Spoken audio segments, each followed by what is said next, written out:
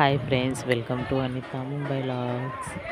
మా గణపతి నిమజ్జనానికి రెడీ అయిపోయింది. మండపం నుంచి బయట తీసుకొచ్చారు. చూడండి ఎంత పబ్లిక్ ఉన్నారో.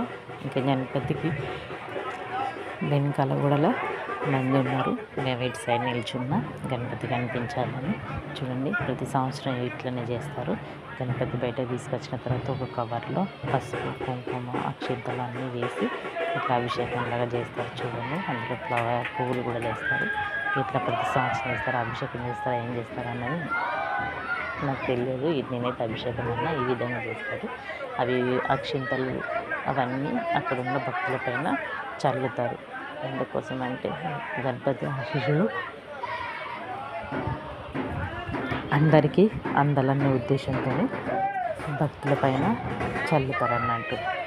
చాలా బాగా అనిపిస్తుంది. నిమజ్జనం రోజు 9 రోజులు దేవుడు మన దగ్గర ఉండి 9వ రోజు నిమజ్జనానికి వెళ్ళిపోతాడు. చూస్తే చాలా బాగా అనిపిస్తుంది. మా పిల్లలకైతే ఏర్పచ్చేసింది ఇద్దరికి.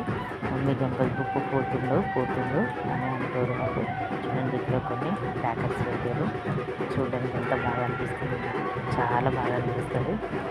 పిల్లలు సాయంత్రం వచ్చేసి 6:30 ఏమో అవుతుంది టైము.